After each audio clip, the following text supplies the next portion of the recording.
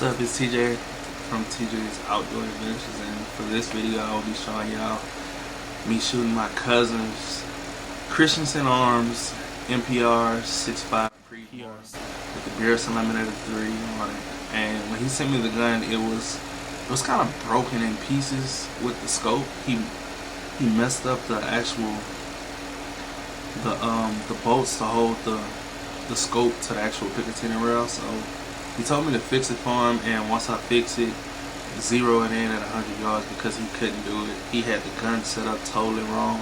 He just threw the scope on there and just tried to go out there and shoot it, but everything was offset and messed up, and I got the okay from him. He told me just, hey, go out there and get it zeroed in, do whatever you gotta do to set it up completely for me. So I did that. But whenever he get the gun, I'm gonna have to do some fine-tune adjustments to it to get it fitted for him, because I moved it and set it up for me, and I'm a bigger person than my cousin. My arms are longer, everything is different than my cousin. He's short, I'm tall, so it shouldn't make that big of a difference. But whenever it comes to that gun, it's like your gun needs to be fitted for you. It needs to be something you can shoot in. And with that gun, I've shot it at I shot it at 100 yards. And I told him, I said, I'm going to see how far it'll go. He said, do what you do. I said, okay. So I went out there and got it zeroed in at 100. And I started ranging everything. Shot at 2, 3, 4, 5. Shot at 600. And it was an issue. So everything from 100 to 500 yards was dead center of where I was aiming. But when it came to the 600 yard target on out, every shot was bottom left. So if I aimed dead center, it was bottom left. And I understand you you may say, oh, you gotta factor the wind into the equation. Even still, if I'm shooting at a target the size of my iPad, right, or at least, yeah, I would say this about the size of some of the targets out there. Some of them are a whole lot bigger. But if I'm aiming dead center and my bullet shoots way up here, like, that's more than a wind adjustment. So for every target I had to hit here, I had to aim right here, bottom left corner. And it was like, okay, well, we need to figure this out. So we tried to look at the actual inside of the scope to see if everything was dialed right, which we did a little redialing, got it set up for the bullet, and even still with that, it was just not doing right. Like, still shot, made impacts on every single target up to 1,000 yards, but it became an issue at 900 yards. Because at 900 yards, whenever I was shooting, I would aim dead center, I would hit just to see what it do, because we had a spin drift wind. So I was just dead center try, and with that not working, I had to aim bottom left again. So I shot bottom left, and with shooting bottom left, I was still high. So I had to come down into the grass and aim like way down here just to get an impact at 900 yards. So from here to there at 900 yards, that's a lot. So with this, Ben walked me through the steps of going from the scope giving me issues at everything beyond 6 to shooting towards 1,000 yards. So this video here will be the shot at 1,000 yards. First shot at that. First shot I hit. I give it to Ben. He knows what he's doing when it comes to rifle.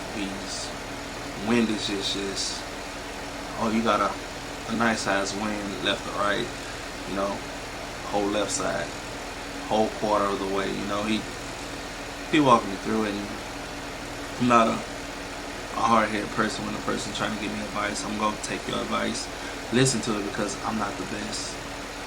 I would like to be the best, but as of now, I don't really know much about long range shooting. Like, I shoot pretty good, to say the least, but when it comes to distance, Like 100 yards, I'm good. I can shoot. I zero all my rifles, but ever since I started going to that range out there, I've been learning a whole lot more. Like I've learned like shoulder placement of a gun, because I used to always put the gun right here in my shoulder and shoot a bunch of shots and shoulder be sore. But now I mostly like put it in my chest and get squared up with it. So I'm squared up with it, looking down my sights, and I can get a better shot, better trigger pull. You know, it was times where I was slapping the trigger. Because for one, on the Christensen arms, on that gun, most guns you gotta find the wall and then lightly squeeze to get your nice trigger pull. But this gun, the wall is touching the trigger. As soon as you touch the trigger, that's your wall. As soon as you barely break it back, it's gone. Bullet's gone out of here. Wherever you point, that's where it's going. I had to get used to it at first, but then once I got used to it, it became kind of fun. Made me want one, but the price range on them is just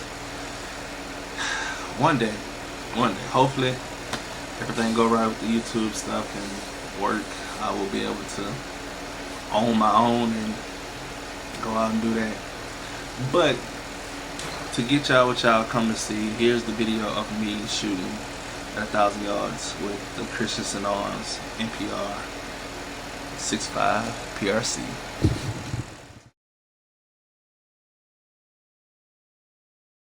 So range that target again, and then go to the buffalo. That's about what you're going to be off. All right, showing 903. All right. So 903, I should be able to hold. Yeah, you hold dead center on the buffalo. So that 900 target hold dead center on buffalo. Yep. All right.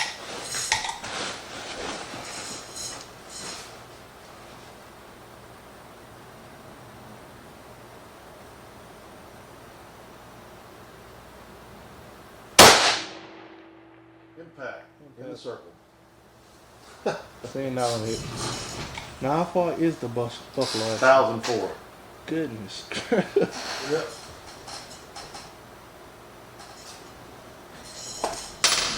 $1,004 yards. That's not a lot. Yeah.